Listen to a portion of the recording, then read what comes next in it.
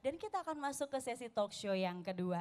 Baiklah, untuk sesi talk show yang kedua ini adalah Millennial Agribusiness Forum dengan mengusung tema Agritech Startup, The Future in Indonesian Agriculture. Untuk itu langsung saja saya akan mengundang Bapak Lutfi Adiansyah dari PT Amanah Fintech Syariah. Kepada Bapak Lutfi kami silakan.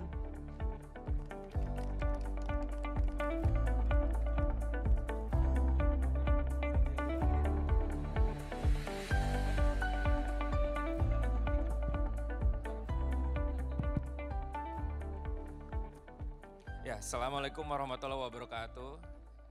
Bapak Ibu sekalian hadirin sambil kita makan siang. Insya Allah saya akan memimpin sesi kedua ini. Kita topiknya cukup menarik karena kita punya topik Agritech Startup. Jadi kita punya narasumber millennials, pelaku-pelaku perusahaan rintisan startup yang fokus kepada teknologi agriculture.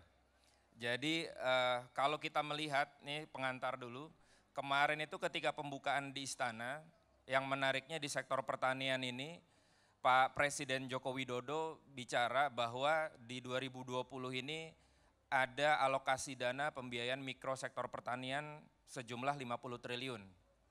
Namun ada tantangan-tantangan yang mesti dijawab oleh pelaku-pelaku pertanian, terutama milenial saya dengan teknologi.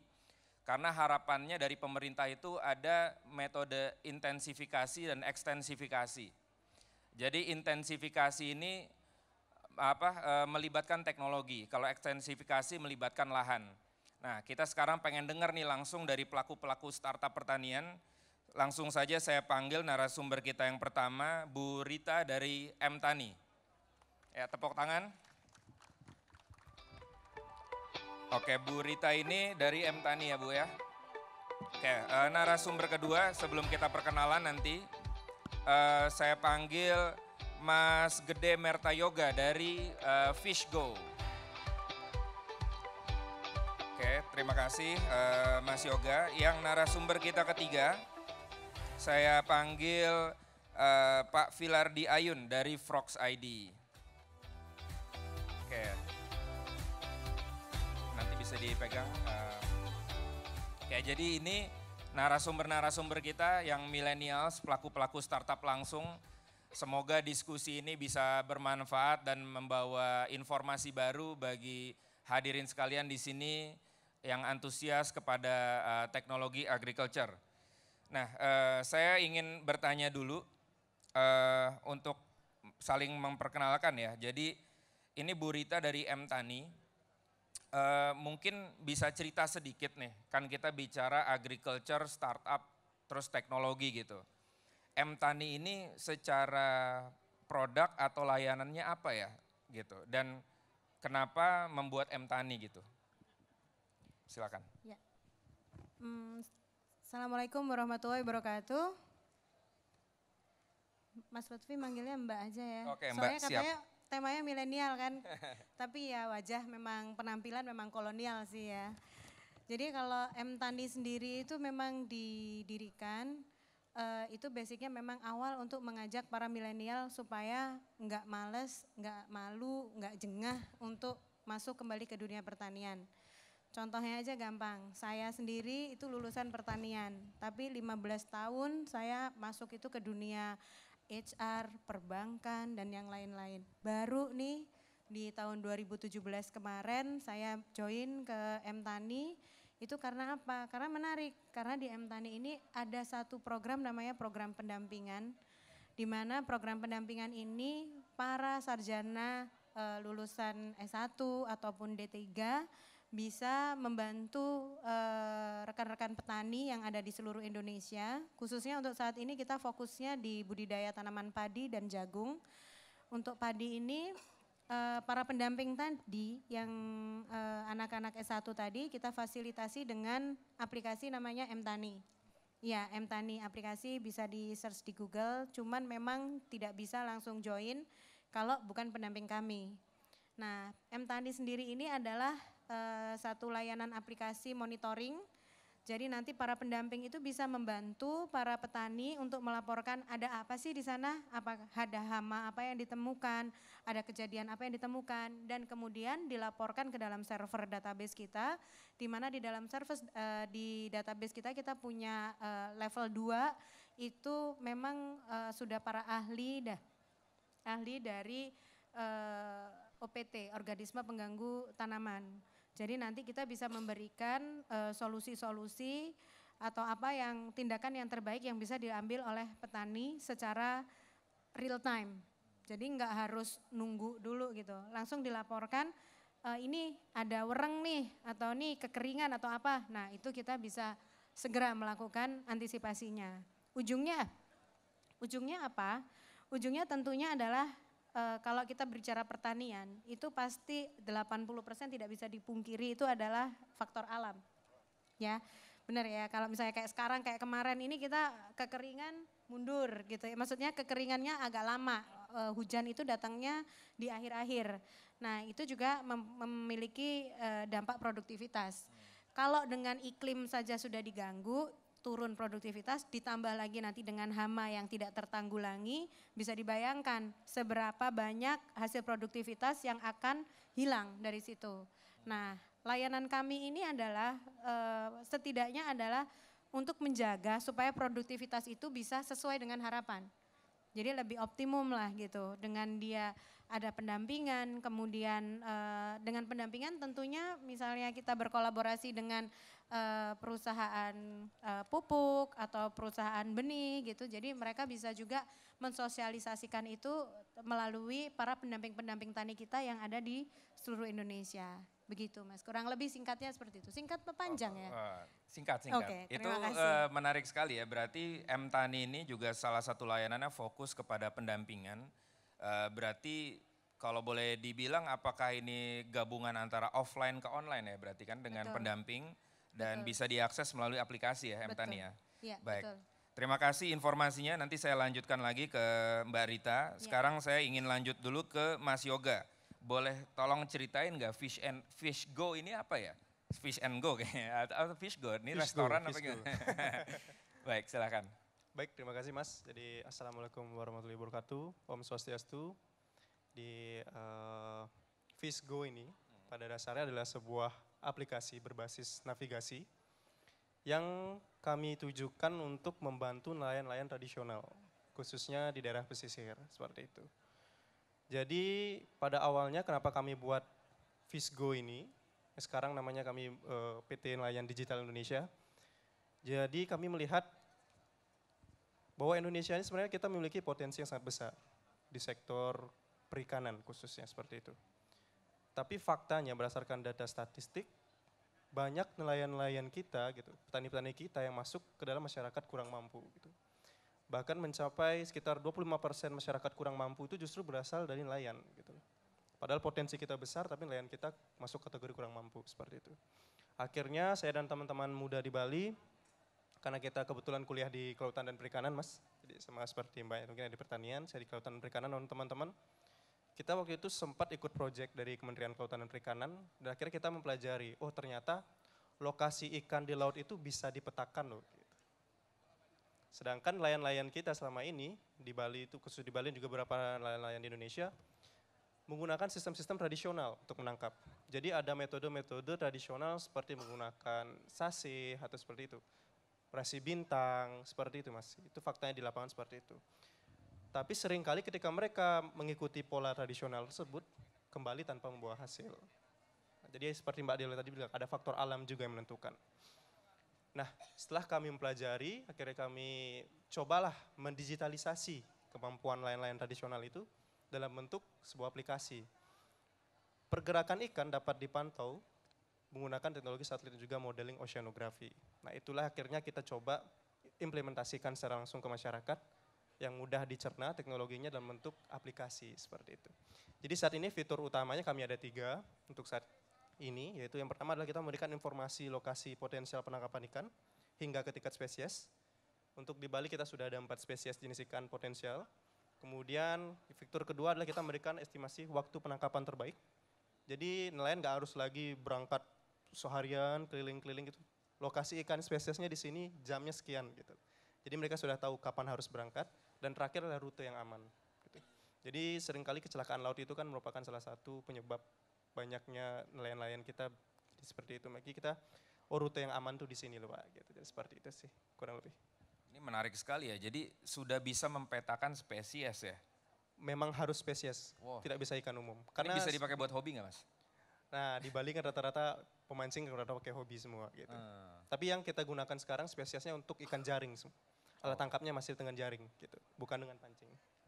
Menarik sekali ini teknologinya, jadi kita udah nggak nyangka ya di era kita ini, tadi ada yang fokus ke pertanian dari M-Tani, terus ini daerah pesisir nelayan, ternyata teknologi kita sudah berkembang cukup pesat ya, bisa sampai ke tingkat spesies kita men-scan ya berarti ya. Saya ada videonya juga sih. Video, dari panitia. ada video panitia? Mungkin sambil nunggu video kalau memang ada panitia yang nyiapin video yang bisa ditayangin. Nanti tolong diinfo kalau videonya udah siap ya. Baik, tapi sebelum video, ada video yang udah siap ditayangin? Oke, belum ya? Oke, kita sambil nunggu video disiapin, tadi ada video mungkin yang disampaikan ke panitia. Oh ini ya.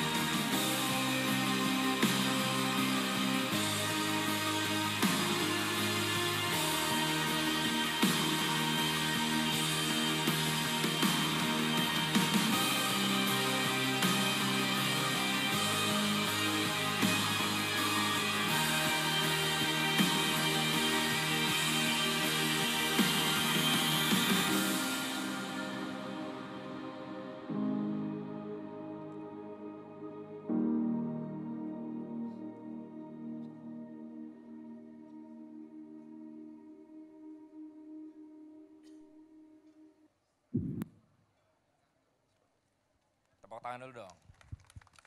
Ini untung videonya dikasih lihat. Tadi saya ngebayangin kan dibilang ada radar di kapal. Saya kebayang tuh kapalnya kayak yah gitu, kayak di Deadly Catch gitu kan, Discovery Channel. Nggak taunya kapalnya kapal kayu. Tadi saya tanya, Mas Yoga itu gimana cara masang radarnya? Gimana Mas tadi masang radarnya? Jadi sistemnya ini IoT, jadi alatnya ini kurang lebih diameternya 10 cm. Jadi kita sekarang kerjasama sama universitas untuk ngembangin itu. Jadi alat ini bisa dipasang dengan 3 metode.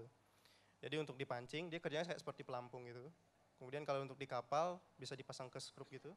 Jadi dikaitin ke kapal kayu. Dan yang ketiga bisa dipasang di jaring waktu ditebar. Oh gitu ya. Kurang lebih seperti itu. Jadi dia nembak gelombang ke bawah. Jadi biomasa ikan yang lewat di bawah itu dipantulkan dikirim ke aplikasi. Wah, ini keren banget. Siap, nanti kita lanjut lagi ke Mas Yoga sama ke Mbak Rita. Sekarang saya mau lanjut ke Mas Ayun. Nah ini dari Frogs ID. Wah apa nih Frogs nih, coba boleh diceritain nggak? Oke, selamat siang. Terima kasih. Assalamualaikum warahmatullahi wabarakatuh. Kami dari Frogs ID. Frogs ID itu sebenarnya founder itu awalnya menemukan keresahan karena kemacetan. Awalnya di situ, kemacetan. Kemudian founder itu ingin membangun sebuah drone, taxi drone, passenger, yang nantinya itu akan digunakan untuk 2 orang penumpang maksimal 200 kg, itu dengan jarak kurang lebih sekitar 25 km dengan kecepatan 130 km per jam. Awalnya di situ, karena kami fokusnya ke drone, akhirnya kami melirik pasar pastinya untuk yang paling mudah untuk diambil keuntungan apa pasarnya itu di mana gitu kan. Akhirnya kami beralih ke agriculture. Terus ke agriculture itu kita buat namanya drone sprayer. Nah, drone sprayer itu nantinya adalah digunakan untuk para petani itu untuk menebar pupuk ataupun pestisida. Untuk sebenarnya di negara-negara tangga juga udah banyak yang pakai itu karena emang teknologinya udah mudah diciptakan karena banyak sekali blueprintnya juga. Jadi kami itu asli itu buatan Indonesia semua, termasuk dari pertama yang drone passenger itu, kemudian juga drone spraying. Drone sprayer itu ada 2 macam, yang pertama yang 20 liter sama yang 10 liter. Untuk yang 10 liter itu kan kita menggunakan baterai. Baterai kekuatan 2020-2000 mAh, 2 baterai. Untuk yang 10 liter itu sekitar 15 menit terbang. Kalau terbang nanti otonomus, nanti kalau misalkan baterainya habis dia balik lagi ke tempat awal dia take off, jadi dia langsung balik lagi. Untuk yang 20 liter itu 25 menit, kapasitas 20 liter. Untuk produk yang kami unggulkan di sini masih untuk drone sprayer. Untuk yang passenger itu masih prototype. Terakhir itu kami uji terbang di hari Sabtu kemarin di Gading Wonosari. Itu masih tanpa awak, kita bisa ngangkat beban sekitar 700 kilo sampai 10 meter, baru itu. Untuk drone yang kargo nantinya itu akan untuk barang sih, muatan 50 kg. Untuk itu lain itu kan masih dalam tahap prototipe juga, masih pengembangan lagi.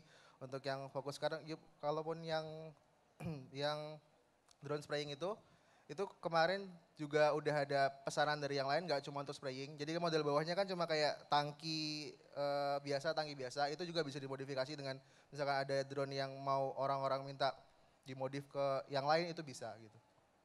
Jadi Frogs ini fokusnya kepada drone ya? Drone, iya. Kemarin sih saya udah ke booth-nya nih, jadi teman-teman kalau mau lihat drone-nya kayak gimana itu ada di booth-nya ya sebenarnya. Iya, di booth-nya di M30.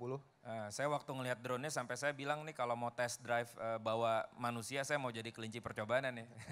Karena bisa terbang 10 meter ya. Iya, 10 meter. Nah ini menarik sih potensinya, apalagi drone masuk ke pertanian gitu ya. Pertanian, benar. Itu kalau boleh tahu tuh fungsi misalnya ngangkat beban nih. Itu berarti sebenarnya untuk ngelewatin medan-medan yang sulit ya? Atau iya, gimana? untuk lewatin medan sulit. Misalkan kayak terakhir kemarin kita ada permintaan di Sumatera Barat. Itu mereka itu minta drone yang nantinya mereka kan sutet di atas gunung. Itu kesulitan untuk kayak misalkan mobil ke sana. Jadi mereka minta drone yang berkapasitas sampai 500 kilo untuk ngangkat alat-alat itu ke atas gitu. Intinya tuh kalau misalkan untuk pertanian kan kadang ada yang model terasering gitu kan. Terus sekarang juga untuk bekerja juga lumayan susah. Jadi kan lebih efisien di waktu sama produksinya juga. Tenaga juga. Nah pertanyaan ini, misalnya saya petani nih atau saya lah gitu. Misalnya saya mau pilot drone-nya itu saya bisa berapa lama belajarnya? Untuk belajar itu maksimal 3 hari. 3 hari itu udah minimal 3 hari. Minimal 3 hari itu udah bisa. Dan nanti dibantu juga soalnya itu ada sertifikatnya juga. Soalnya kalau untuk nerbangin drone itu nggak cuma kayak nerbangin drone yang kecil, beda sama drone yang besar gitu. Ada sertifikatnya dari Angkatan Udara, itu ada sertifikat, nanti kita bantu buat sertifikatnya juga. Maksudnya sertifikat ini untuk petaninya, kayak SIM gitu? Iya, atau? untuk petaninya. Oh, ada dia dapat SIM-nya. SIM. Oh keren juga. Ini menarik nih, nanti kita bahas lagi ke Mas Ayun. Saya mau balik dulu nih ke Mbak Rita nih. Tadi Mbak Rita itu cerita ke kita solusinya adalah M-Tani salah satunya pendampingan ya. Pendampingan di mana ada anak S1 ya di lapangan ya. Nah ini kan menarik nih, pendampingan itu kalau kita bicara pertanian kan kadang-kadang kendalanya bukan hanya di skillsnya petani kan, tapi kita harus pikirin hulu sampai hilir gitu ya. Bagaimana selama ini M-Tani membantu petani-petani ini untuk mendapatkan off-taker gitu atau pembeli ya, karena salah satu tantangan terbesar dari pertanian kan juga bukan nanamnya saja tapi pasarnya ada yang ngambil apa enggak, itu bisa tolong ceritain enggak gimana? Oke, jadi kalau misalnya di M-Tani yang sudah dilakukan hulu ke hilirnya itu alhamdulillah kita dalam waktu 2017 sampai sekarang ini kita sudah berperan di masing-masing tempatnya. Jadi di hulu itu kalau kita berbicara mengenai pertanian pasti dimulai dari benih yang berkualitas. Nah benih yang berkualitas itu kita memiliki ada 2 untuk padi, itu ada M400 dan M70D, di mana M400 itu satu malainya itu bisa potensi hasilnya bisa 400 bulir padi. Sedangkan kalau untuk M70D itu dari semenjak tanam sampai dengan panen itu hanya 70 hari, 70D 70 hari gitu. Nah itu untuk dari sisi benih, benihnya itu pun harus yang berkualitas baik dan bersertifikat gitu.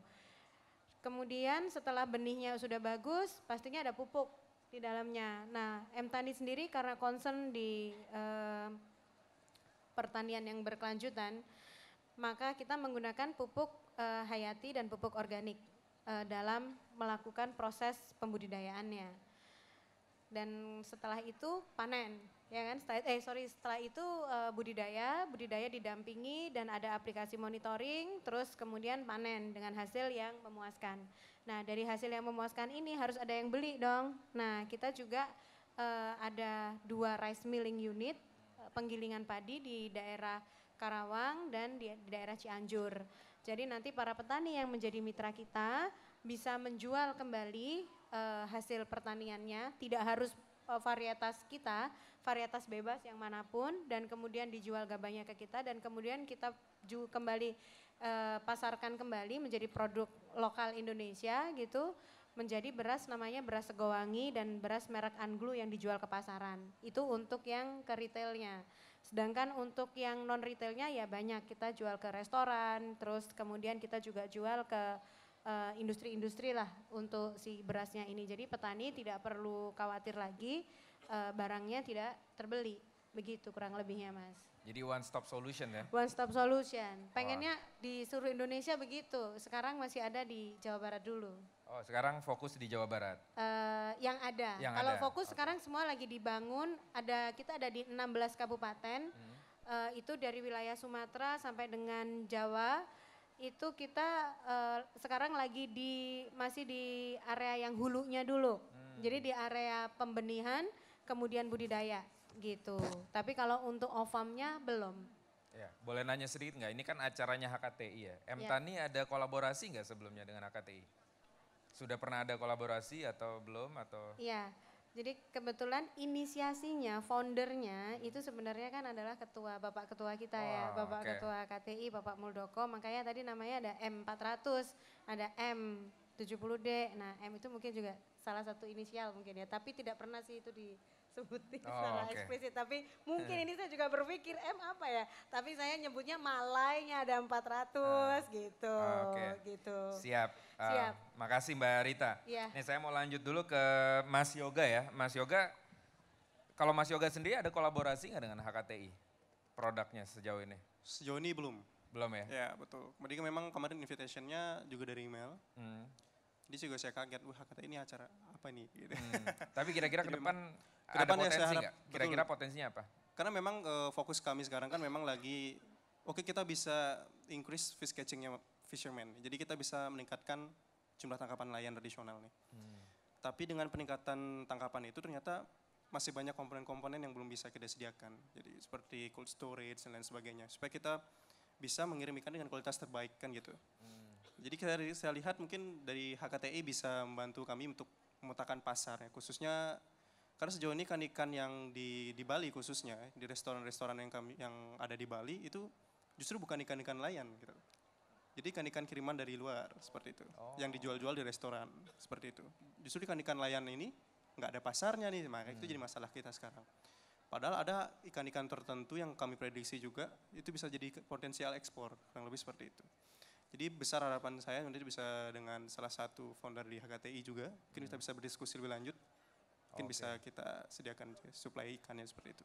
Nah kan tadi dari M Tani ada program sampai ke off taker gitu ya. Kalau tadi kan sebenarnya Mas Yoga bikin efisien penangkapan ya, berarti kan penangkapannya jadi banyak gitu. Kira-kira nelayannya ada kesulitan jual nggak selama ini? Terus gimana caranya untuk menghandle itu? Betul sekali Mas, jadi ibaratnya kalau kesulitan, jadi dari 2017 sampai sekarang itu permasalahan kami adalah nelayan ini punya pendirian yang kita bilang kukuh seperti itu loh. Ih apa sih, saya sudah bisa kok dengan kemampuan saya seperti sekarang ini gitu loh. Jadi anak muda datang-datang tiba-tiba, Pak saya punya teknologi ini loh Pak gitu. Nah, jadi ketika kami lakukan pendekatan secara langsung ke nelayan ternyata itu kurang efektif gitu. Strategi kami adalah, kemudian kami ikut beberapa inkubator bisnis, ditargetkanlah kami untuk bekerja sama dengan government, pemerintah. Jadi ketika kami bergerak langsung ke masyarakat, dengan kami bergabung dengan pemerintah, kemudian datang ke masyarakat itu berbeda sekali Mas. Jadi dengan bantuan pemerintah, padahal ketika waktu saya tanpa pemerintah, saya datang ke masyarakat, nelayan nggak mau kumpul. Tapi ketika saya dengan pemerintah datang, nelayan sudah kumpul. Bisa 8 kelompok datang seperti itu. Nah, jadi dengan bantuan pemerintah tersebut, akhirnya kami dibantu. Nih, setiap bulan kami lakukan sosialisasi, kelompok-kelompok yang ada, pembinaan-pembinaan ke kelompok-kelompok tersebut. Dan bukti nyatanya adalah setiap bulan kami didanai 2 kali sebulan untuk ikut melaut bersama nelayan. Jadi tim-tim saya dalam waktu sebulan ada 2 kali jatahnya untuk melaut sama nelayan. Nah, jadi seperti itulah cara pendekatan kami. Kami ingin, saya sampaikan gini ke nelayan, bapak-bapak semua, saya bilang gitu. Saya mungkin yang muda-muda ini dari segi pengalaman kurang dari bapak nih gitu. Tapi saya pengen Pak, saya dan teman-teman ini pengen jadi nelayan ke depan gitu loh Pak. Karena sekarang faktanya banyak anak muda nggak ada yang mau jadi nelayan kan. Coba deh tanya-tanya yang kuliah-kuliah di sini deh. Siapa yang mau jadi nelayan? Maunya jadi hobi. Maunya ya, kalau nggak jadi pengusaha ya pasti mikir. Karena nelayan dianggap kurang menjanjikan seperti itu. Saya bilang gitu ke bapak-bapak semua. Saya ingin saya dan teman-teman ini jadi nelayan Pak ke depan. Kalau kita bisa mudah dapat ikan, bisa kita jual dengan akses dengan mudah, saya yakin pasti banyak yang menjadi nelayan. Perlahan satu persatu mau datang, konsultasi. Dan akhirnya sampai sekarang udah 18 kelompok di 3 kabupaten kita berdayakan. Kurang lebih seperti itu. Menarik, menarik. Jadi sudah kelompoknya sudah banyak ya yang dibina ya. Baik, ini saya mau lanjut ke Mas Ayun dulu nih. Tadi ada sedikit yang kelewat belum diceritain. Karena waktu saya ke booth-nya itu fungsi drone-nya salah satunya surveillance ya Mas ya? Iya, surveillance benar. Nah itu bisa nggak ceritain potensi surveillance tuh di sektor yang Mas Ayun kerja ini apa sih ke depan? Untuk yang surveillance itu lebih kayak sebelumnya kan kalau misalkan dari yang spraying itu. Dari yang spraying itu kita mau misalkan petani sewa, kita juga ada sistem sewa awalnya kan karena mungkin untuk beli belum bisa gitu karena sewa. Sewa kan ada masalah misalkan penyakit. Ada penyakit. Penyakit kan otomatis yang di spray itu ya kayak nggak tahu yang mana yang sakit atau enggak gitu kan. Spray ya udah 1 hektar di spray semua gitu kan. Berarti kan lumayan percuma juga yang buang obat segala macam gitu kan. Nah untuk yang surveillance itu nantinya akan kami bekerja sama Skyclip juga untuk menambah sensor nanti mana tanaman atau wilayah mana yang nanti dinyatakan sakit. Jadi hanya wilayah itu saja lahan itu aja yang disemprot. Jadi nggak percuma buang-buang obat kemana-mana kalau fokusnya untuk pengobatan nantinya gitu. Kalau untuk selain surveillance itu pastinya nanti untuk pemetaan berapa luas lahannya. Soalnya kemarin kami pernah juga mau spraying juga. Saya tanya ke petaninya, Pak luas lahannya berapa? Luas lahannya 5 Mas gitu kan. Otomatis kan karena kita sewa jasa ya, hitungannya kan karena jasanya 5 hektar itu berapa gitu kan. Akhirnya kami kok bapaknya kayaknya ragu gitu. Akhirnya kayak kami ukur lagi, ternyata luas lahannya sampai 6,5 gitu. Jadi kan kalaupun gitu ya sebenarnya nggak ada masalah sih. Karena obatnya dari mereka gitu, kecukupan dari mereka gitu, nggak cukupnya gitu sih. Selama nerbangin drone nih selama ini, kendala terbesar apa ya kalau lagi nerbangin drone itu? Apakah lembah atau landai atau pesisir? Kalau drone itu masalahnya lebih di kalau ada sutet. Apa sudet? Sutet, suara udara dengan tegangan ekstra tinggi, Oh, tower-tower gitu. Soalnya ada radiasi. Radiasi. Radiasi. Jadi drone-nya itu ketarik sama Oh magnetnya gitu magnetnya, ya? iya. Jadi kalau misalkan untuk sementara sampai ini belum ada sih. Terakhir kemarin yang di Grobogan itu dekat banget, hampir sekitar 7 meter lah sama drone terbangnya. Itu setelah karena kan di remote-nya nanti ada pemberitahuan notifnya kalau misalkan itu ada radiasi, ada notifnya. Kita harus turun atau nggak bisa. Kendalanya di situ sih lebih. Kalau cuaca, ya kalau misalkan untuk spraying karena elektronik, cuaca kalau hujan deras mungkin bermasalah. Tapi kalau misalkan hujan gerimis nggak ada masalah sih. Kalau untuk lahan juga obstacle-nya, untuk kemarin kami terakhir tuh di Pasamanan Barat itu kita terasering lumayan tinggi gitu. Kalau misalkan pakai pekerja kan lumayan capek juga naik ke atas dan ke bawah. Kalau pakai drone lebih gampang. Itu sih. Jadi sutet itu ternyata bisa narik ya magnetnya Bisa ya? narik magnetnya. Ada Dan radiasi. kebanyakan lahan pertanian kan memang ada Iya, itu ya, kalau di ada Jawa ini, ya terutama ya. Oke, nih saya balik ke Mbak Rita nih, mendengar tadi nih rekan kita di samping narasumber dari Frog ID dia ada drone, kira-kira ke depan bakal ada kolaborasi nggak tuh? Banget. Banget, tadi udah tertarik juga sih, kebetulan tadi udah ngobrol sebentar sih, 5 menit ya Mas ya. 5 menit ya benar. Nah itu Mas ini sama nggak sama RTX yang Iya, itu ada juga nih aplikasi yang berbeda yang berbasisnya IoT juga. IoT juga. Oh sama, oh ya udah deh berarti nanti kita ngobrol lagi ya gitu, udah lanjut. Karena memang kedepannya itu harapannya pengennya tuh kayak saya pernah baca jurnal, pernah baca-baca gitu ya. Itu kalau di Vietnam ataupun di Thailand, kawasan saya karena fokusnya saat ini adalah di industri pangan gitu, itu satu areal itu kan 200 hektar gitu, 100 hektar gitu. Pengennya itu M-Tani itu juga kedepannya bisa berkolaborasi mungkin sama pemerintah daerah yang baru dibikin cetak lahan, cetak sawah gitu, yang untuk di daerah-daerah maksudnya di luar Jawa kan nggak terpetak-petak. Kalau di Jawa itu ada galengan, nah, keputus tuh sama galengan. Ini pemiliknya siapa itu dan itu kecil-kecil, paling 3.000 meter gitu.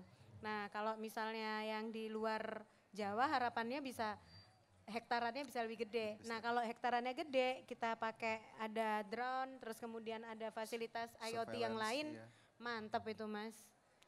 Dari sisi efisiensi jadi kita bisa menghasilkan beras murah tanpa impor. Tanpa impor. Itu Oke. sih pengen banget.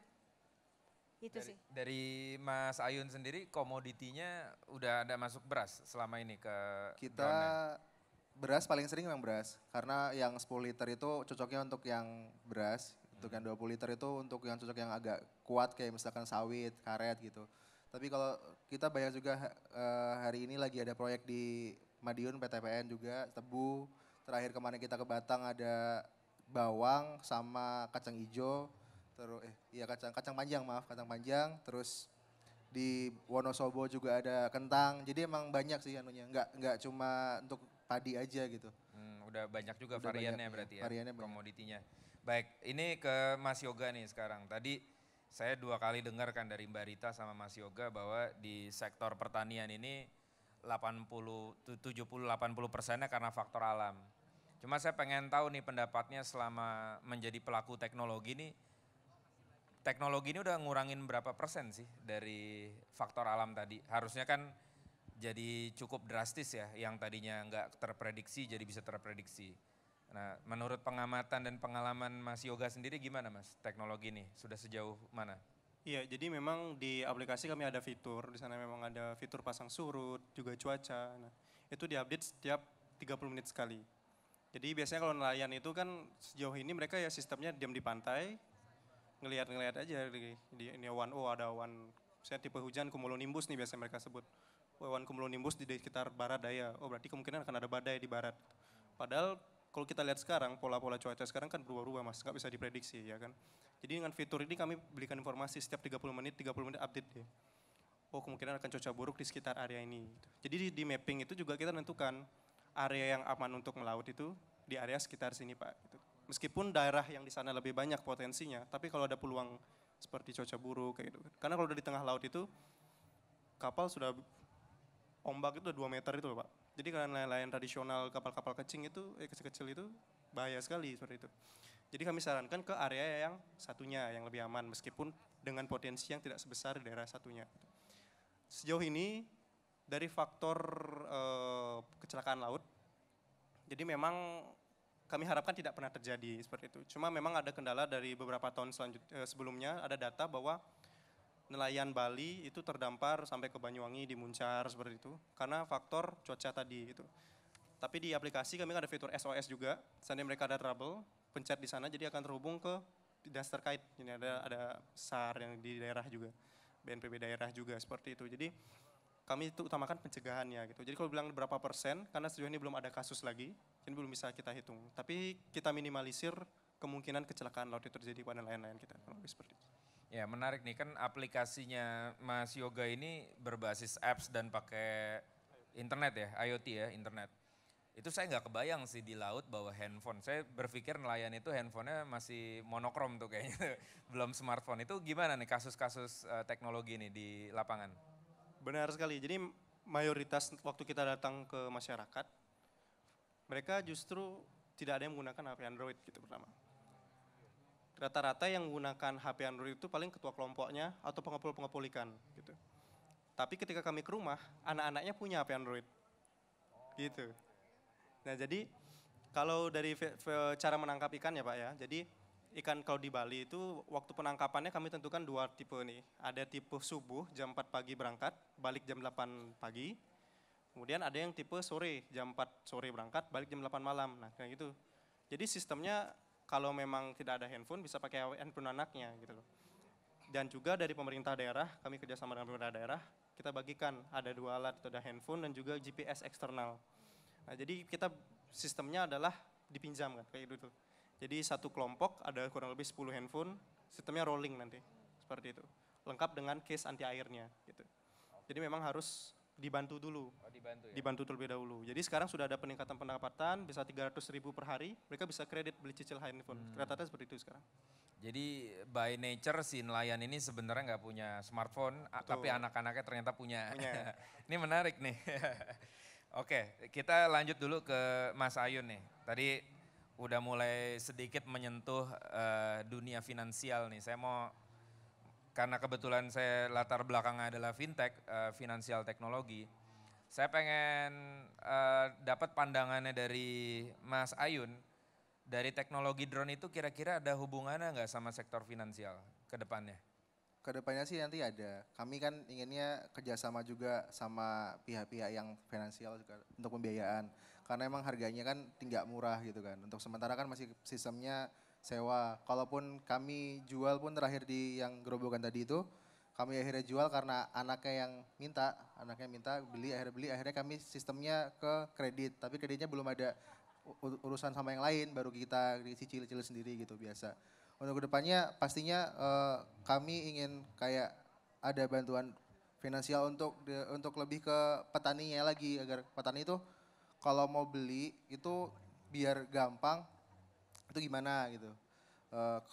Kedepannya juga kan di HKT ini kan kami inginnya kan ada masukan dari pemerintah juga gitu kan. Soalnya kan kalau untuk pertanian ini kan sebenarnya potensinya besar. Padahal untuk drone ini kan sebenarnya kalau misalkan nanti ditingkatkan lagi kan bisa juga diekspor juga nantinya karena ini asli produk Indonesia juga gitu. Oke, ini sambil kita masih ada 25 menit, ada dari hadiran yang mau bertanya kepada narasumber di sini? Oke, 1, 2, 3. Oh, mau nanya juga? Tapi kita kasih ke hadiran dulu ya, ini 1, tadi 2, 3, 4. Oke, mulai dari sini mungkin panitia ada yang bisa bantu? Oke, baik. Namanya dan pertanyaannya. Dan ke siapa pertanyaannya? Ya, Terima kasih. Nama saya Singgi Widi Pratomo, kami dari Kabupaten Gresik, Jawa Timur. Kebetulan basic saya adalah sebagai seorang dokter. Yang ingin saya tanyakan kepada 3 narasumber milenial, 2 hal. Pertama, tantangan kita yang terhubung antara dunia kesehatan dengan dunia pertanian adalah yang saat ini untuk menghadapi bonus demografi adalah kasus stunting. Nah, yang ingin saya tanyakan, bagaimana terobosan baru untuk menghasilkan nilai-nilai gizi pertanian untuk permasalahan stunting. Karena kalau stunting ini kita biarkan, maka bonus demografi kita tidak mungkin bisa menghasilkan generasi-generasi emas. Itu yang pertama. Yang kedua, kebetulan kami juga punya kelompok tani. Permasalahan yang sering kami temukan di daerah adalah petani itu bisa memproduksi, tetapi tidak bisa menjual. Bagaimana ini solusinya? Karena kebetulan kami berdua suami istri dokter dan kami bisa jadi dokter karena orang tua kami adalah petani. Itu yang bisa kami sampaikan. Terima kasih. Wassalamualaikum warahmatullahi wabarakatuh. Waalaikumsalam. Kita tampung dulu biar sekaligus sekali jalan pertanyaannya. Tadi Ibu mungkin panitia, Ibu dulu nih yang di tengah.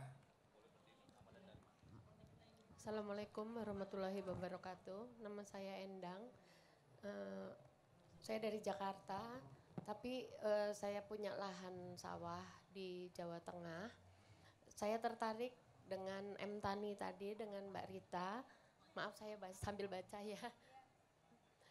Bisa nggak ikut bergabung dan mendapat pendampingan. Kebetulan saya baru mulai mengolah lahan untuk jagung kurang lebih 1,5 hektar. Dan baru proses pembersihan lahan. Itu tadi kan ada menyinggung masalah bibit atau apa segala macam. Dan faktor lahan memang mungkin tidak dipungkiri karena kebetulan di lahan kami terputus irigasi dari desa lain sehingga tidak ada pengairan. Jadi lahan tada hujan.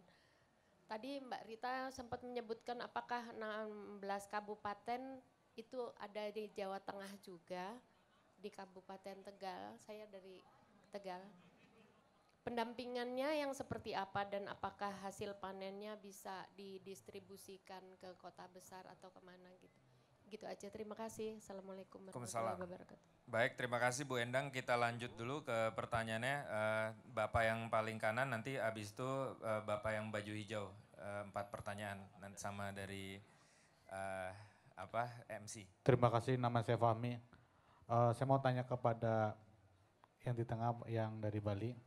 Teknologi Bapak, apakah ntar ada rencana untuk ke daerah lain dijual belikan? Kemudian di daerah Bapak pasti ada yang namanya rentenir. Apakah nggak cemburu dengan alat Bapak seperti itu?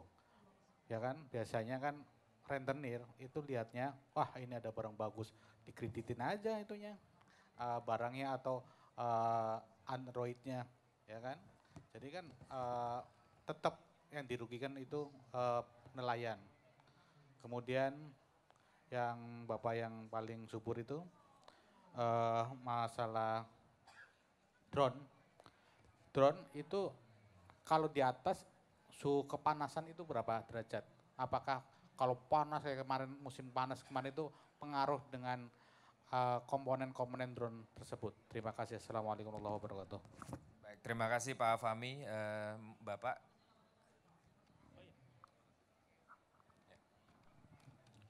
Assalamualaikum warahmatullahi wabarakatuh. Waalaikumsalam. Nama saya Ahmad Sani, asal dari Halmahera Barat, Provinsi Maluku Utara.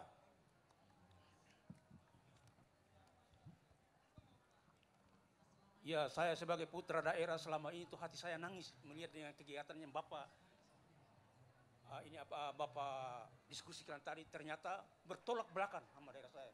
Udah puluhan tahun, Pak. Semua. Jadi yang saya salahkan sebenarnya dari apa sebagai koordinator daerah, kepala dinasnya itu jadi kedua yang salah-salahkan juga kenapa dari pusat nggak tahu. Sedangkan kegiatan ini kan lahirnya kan dari pusat. Kok kenapa di sana sambil tindih semeraut di sana. Itu. Jadi saya sebagai putra daerah tuh ya nggak punya kapasitas apa saya petani biasa aja. Hati saya nangis saya lihat karena banyaknya fiktif yang lahir di daerah saya sana. Nggak tahu kalau daerah lain, tapi saya hanya singgung daerah saya aja. Contohnya dari pertanian, begitu timbulnya kelompok-kelompok tani, daerah saya fiktif, banyak bohong. Karena orang yang bergerak di hanya tim sukses yang bikin kelompok tani bohong-bohongan. Begitu pas ada dana dari sini untuk tani, mereka orang bilang, ayo kita bikin kelompok tani. Misalnya per kelompok 10 orang, satu kelompok 10 orang. Dana dari sini turun misalnya per kelompok 100 juta, sampai di sana Pemda udah potong 20 juta, yang 80 juta, bagi-bagi, mereka bagi-bagi, bukan jadi tani. Bila perlu, mereka pergi ke petani, minjam tanaman yang ini, tanaman yang apa namanya subur, Mereka, Pak saya minjam, saya kasih Bapak duit 1 juta, saya pinjam Pak ya, saya difoto, kirim ke pusat ini, wah hebat nih Bapak ini ya, ini. Nah, itu yang saya salahkan sebenarnya dari pusat. Seharusnya dana yang turun, ada yang kontrol dari sini, itu aja. Nelayan juga gitu juga. Dengan kendala tersebut, kira-kira apa yang harapan Bapak mau sampaikan kepada narasumber atau ditanyakan? Gimana? Dengan ada kendala itu di lapangan. Enggak Pak, yang saya harapkan ya, yang poin utama pertama itu setiap ada bantuan dari pusat ini, ada yang kontrol. Gitu. Oke. Jadi karena ini jangan sampai program dari pemerintah turun tapi lumpuh, nggak ada kegiatannya. Baik. Karena saya dari dulu tuh diajarin belajar yang benar Pak. Jadi saya pulang ke daerah sana, saya juga dulu pensiunan Hotel Borobudur, hampir 30 tahun Hotel Borobudur. Baik. Dan kita kerja yang benar. Baik. Itu semua, manajemen nama apa semua itu dari United States yang ngasih dan kita kerja benar. Itu. Baik.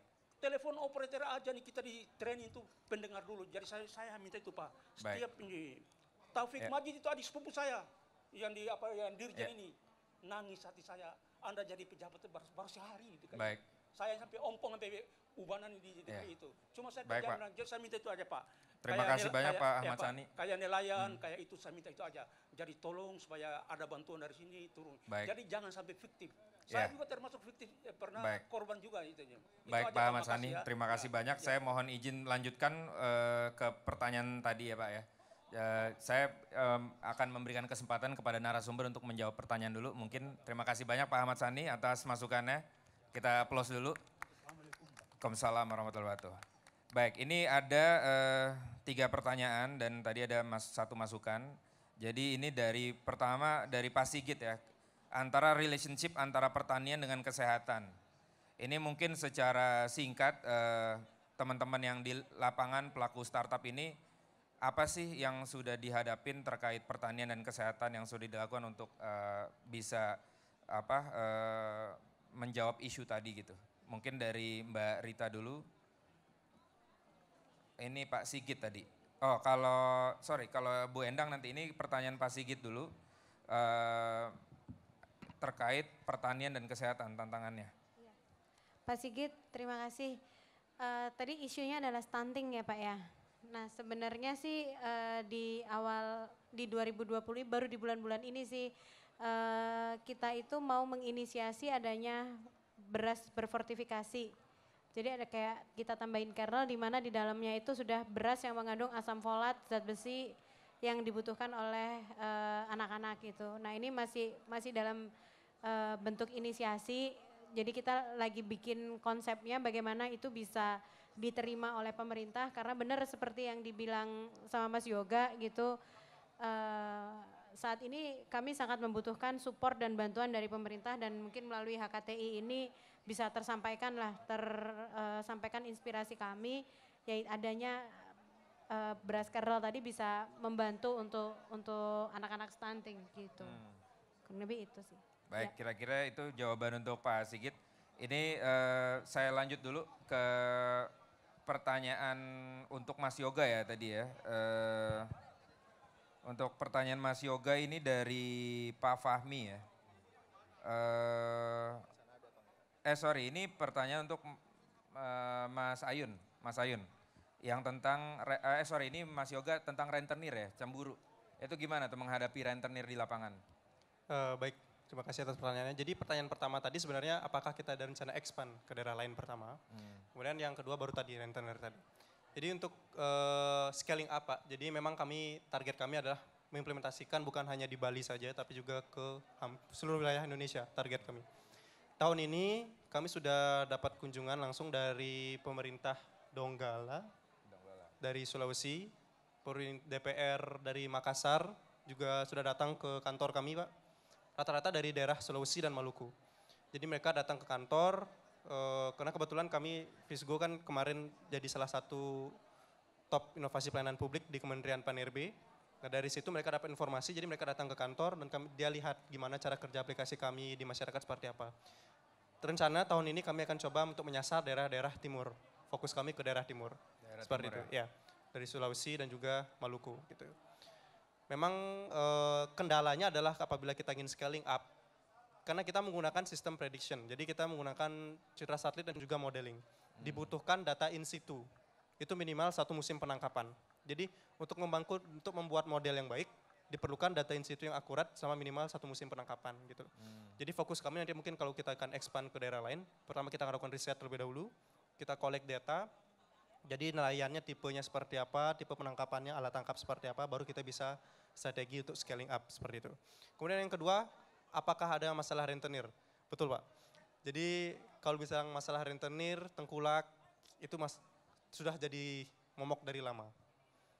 Bahkan saya dan teman-teman pernah nyaris konflik lah di lapangan. Di lapangan sering konflik, karena seperti itu. Karena kadang ketika salah satu terobosan baru masuk, tengkulak itu bisa melihat ini sebagai bentuk ancaman dan satu sebagai peluang bisnis, seperti itu. Kenapa kalau misalnya sebagai contoh saya di nelayan saya, ketika mereka tidak membawa ikan pulang, otomatis mereka akan meminjam uang untuk bisa memenuhi kebutuhan hidupnya, kurang lebih seperti itu. Itu berlangsung dari dulu. Dan ketika mereka dapat dapat ikan dijual, tapi itu diambil oleh rentenir tadi, pengepul-pengepul tadi. Jadi dia nggak dapat upah sesuai dengan jumlah ikan yang diperoleh. Nah gitu. Nah kami ingin memutus itu, bukannya memutus, tapi kami ingin meminimalisir hal tersebut terjadi. Jadi kita tingkatkan peluang dia mendapatkan ikannya, paling tidak setiap dia melaut dan balik dapat ikan, pendapatannya bertambah, jadi peluang dia untuk minjam uang itu diminimalisir, kurang lebih seperti itu. Kurang lebih itu untuk pertanyaan dari Bapak. Sekian, terima kasih.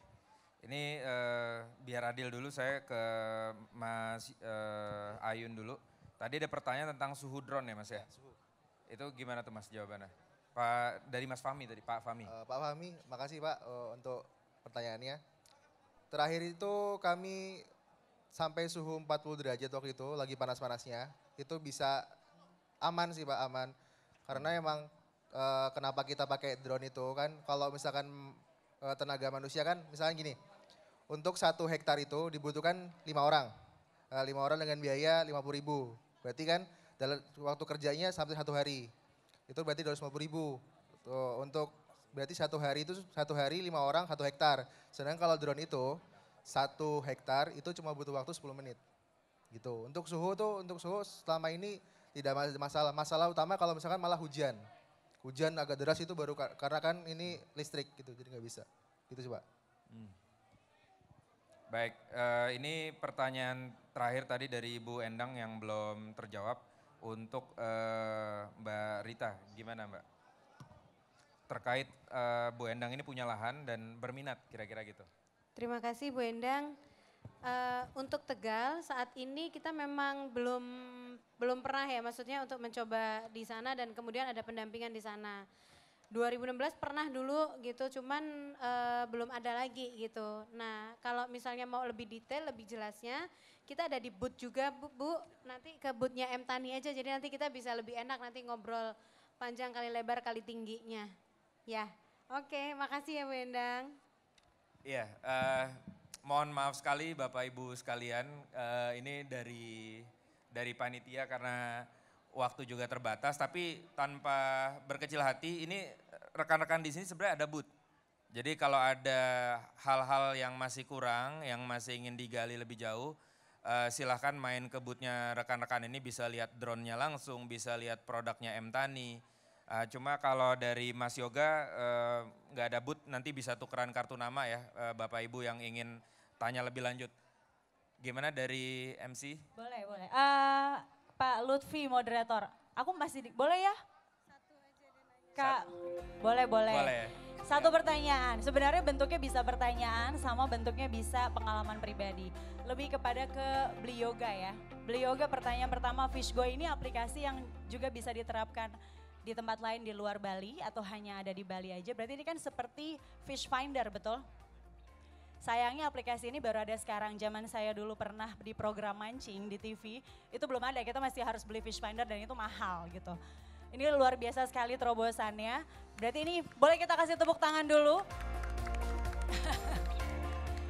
Selain bisa membantu nelayan untuk bisa mengetahui banyaknya ikan yang ada di bawah, ya kan. Kemudian juga bantu soal iklim juga, karena saya juga berpengalaman kalau yang namanya mau ngeliput gitu ya, atau bikin program yang bergantung sama alam itu sulit banget. Mungkin yang orang saksikan di TV hanya 30 menit, tapi kita prosesnya bisa 3-6 hari. Kemudian yang berikutnya, kita kan gak mau juga kalau ikan kita tuh habis. overfishing gitu kan. Ada nggak sih sebenarnya peraturan di Indonesia yang seperti yang pernah saya datangin tempat di Alaska, di mana semua pemancing itu dia harus punya yang namanya fishing license. Fishing license. Kemudian selain dia harus punya fishing license, ini di luar nelayan ya. Orang yang punya hobi mancing, dia harus punya fishing license. Selain itu juga dia harus bisa hanya boleh catch ikan itu maksimal 2 setiap harinya. 2 ekor. Kalau di Alaska tuh kita mancingnya mancingnya salmon. 2 ikan, selebihnya harus dirilis. Itu supaya apa? Supaya nanti sampai cucu-cucu besok-besok berapa turunan ke depan masih bisa makan ikan. Nggak overfishing. Kira-kira penerapan itu bisa nggak ada di Indonesia? Baik, pertanyaan yang sangat luar biasa. Jadi untuk pertanyaan pertama terlebih dahulu, jadi teknologi kami rencana bisa diterapkan di hampir seluruh Indonesia. Karena data yang kami gunakan itulah data yang mencakup seluruh perairan dunia. Jadi datanya ini open source, tapi dia tidak langsung menunjukkan lokasi ikan. Jadi datanya itu berupa kualitas air. Ada chlorophyll, sea surface temperature, salinity, ada turbidity, seperti itu. Jadi dengan beberapa variabel itu, kita buat sistem scoring berdasarkan data in situ di lapangan. Kenapa kami, karena kami juga fokus menjaga lingkungan, karena kenapa seperti itu? Karena kami langsung prediksi spesies tertentu yang memiliki nilai ekonomis dan jumlahnya masih lumayan melimpah gitu loh. Dan waktunya untuk produksi masih cepat, terhitung cepat. Jadi sekarang kita baru bisa 4 jenis. Jadi spesies yang fast growth gitu ya? Iya benar, bukan dan yang slow growth. Betul. Jadi kadang kan nelayan kalau sekarang ini kadang karena sulit dapat ikan, jadi mereka kadang ke daerah-daerah karang, ya kan? Itu terumbu-terumbu karang. Nah, kami black area-area terumbu karang, jadi kita nolkan nilainya di proses GIS itu. Jadi daerah-daerah karang itu dia nilainya 0 dan daerah-daerah luar karang dia punya value-nya gitu. Jadi kalau misalnya ada daerah potensial yang kena daerah karang, otomatis dia akan menjadi black. Jadi dia tidak akan terdeteksi, tidak akan ditampilkan di aplikasi. Itu salah satu strategi kami menjaga ekosistem bawah air. Luar biasa. Kurang lebih seperti itu. Boleh kasih tepuk tangan dulu dong, aduh. Kemudian, terus pertanyaan berikutnya. Yang kedua, jadi memang illegal fishing. Jadi makanya kami fokuskan ke nelayan-nelayan kecil. Nelayan kapal yang di bawahnya ukurannya di bawah 1 GT. Jadi nelayan-nelayan yang menggunakan jaring dengan jukung seperti itu. Karena nyatanya banyak memang yang penyebab illegal fishing kan ukuran-ukuran kapal di atas 10 GT ke atas. Kurang lebih seperti itu. Dan mereka tidak memerlukan fish finder lagi. Karena memang sudah tertanam di kapalnya, di bawahnya itu.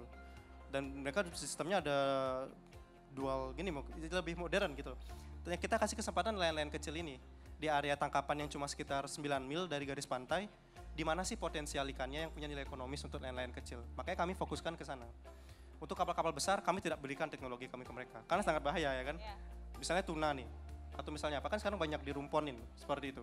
Nah jadi kami mencegah artinya illegal fishing itu dengan cara menfilter siapa sih yang boleh menggunakan teknologi ini. Dan juga terkait peraturan, saya rasa Kementerian Kelautan Perikanan sudah punya aturan tertulis jelas bahwa kapal-kapal dengan ukuran sekian-sekian itu tidak boleh beroperasi, apalagi dengan kapal asing tidak boleh beroperasi di sini. Jadi untuk kerana sana mungkin bukan kapasitas saya, tapi saya sebagai pemuda fokusnya adalah membantu nelayan-nelayan pesisir ini dan membajak milenial-milenial sekarang ini supaya di laut kita pasti punya nilai potensi nih, nggak cuma di darat saja gitu loh.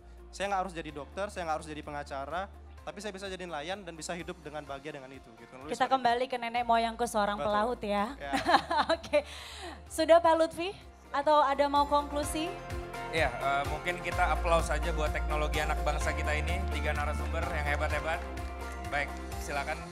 Terima kasih banyak. Boleh saya minta tepuk tangannya sekali lagi untuk moderator kita Bapak Lutfi Adiansyah dan juga ketiga narasumber kita. Kami mohon kesediaannya juga Pak Lutfi untuk dapat memberikan token of appreciation kepada ketiga narasumber. Mungkin yang pertama boleh diberikan kepada Ibu Rita dari M Tani. Boleh kita berikan tepuk tangan? Ini juga satu inovasi yang sangat luar biasa. Selanjutnya boleh diberikan kepada Bli Gede Merta Yoga dari Fish Go Indonesia. Baik, dan berikutnya kepada Bapak Filardi Ayung dari Frogs.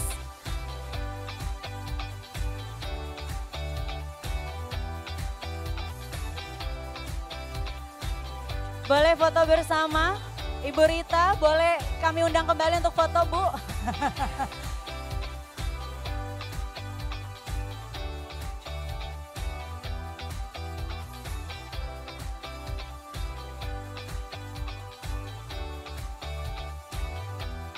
Sekali lagi boleh kita iringi dengan tepuk tangan untuk talk show yang sangat luar biasa yang membahas mengenai Agritech Startup, the future in Indonesia Agriculture. Luar biasa.